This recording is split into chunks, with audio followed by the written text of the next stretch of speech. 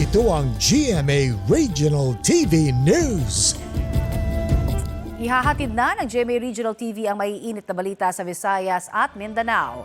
Sa Amlan, Negros Oriental, nanlaban sa kakaiba at delikadong paraan ng isang lalaking tinutugis ng mga pulis. Sara, anong nangyari?